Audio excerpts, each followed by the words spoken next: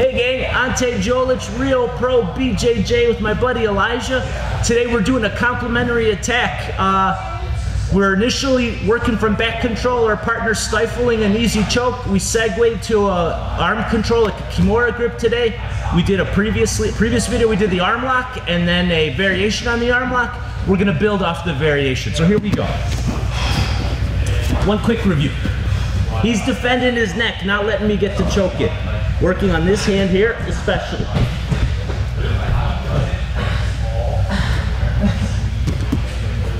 For our first arm lock, sometimes when I shoved him off, he knows I want his head away, so he drives his head towards me, and I can't cover his face. Some of you go right into the over the shoulder with your calf. Others like to hip escape a little bit to come in, and you use your legs like a wrench on a bolt to rotate him over.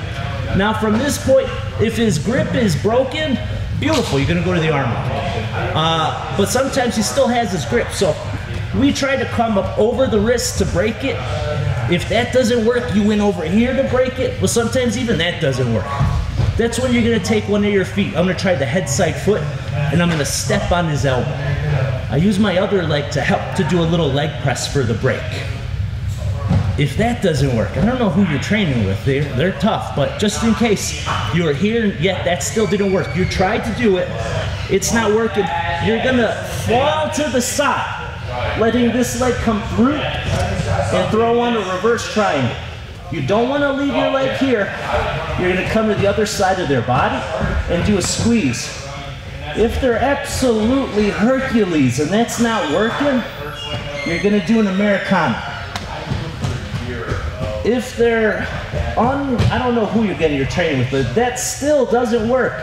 From this position, we're going to come up and we're going to work to hug this far elbow for the finish.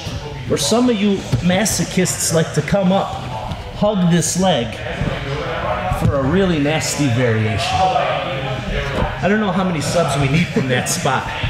Scooch over a second, buddy. I'm gonna give you a break.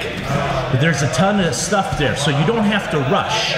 You're gonna take your time, try to go for the next appropriate technique. I'll give you a quick review again, but not rush, because they're the ones that are getting cooked the whole time. Let me give you a different angle. Here we go, trying to do my choke. It's not working.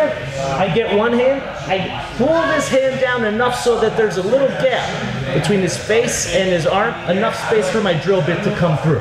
I got his wrist, I grab my wrist. Lean him towards you in this instance. Hurdle the head, forearm shoves him away. We'll jump ahead to this arm lock here. I'm trying to do the break, it's not working. He's got a bend, don't break kind of space, and bend, don't break kind of defense. This comes up a lot when they're doing that S grip. So they can yield to direct force a lot, somewhat, and it's harder to break, but the pro is, there's more space sometimes. So I tried to break, it didn't work, or even worse, sometimes you'll face this. It'll break, and he'll circle, and re-grip. So in that case, if that occurred, same. We fall to the side, thrust our leg, bend, come over. I find if they're huge compared to me, this is about as far as I get, and I end up doing the Americana. But if I'm bigger or we're close to the same size, this leg can come over and hide, and you got a lot of pressure from here for a simple squeeze, or still the Americana. Come up if you need for a really nasty triangle, reverse triangle, or still, some of you will come up, hug one, the mean ones hug two. But you can hug one leg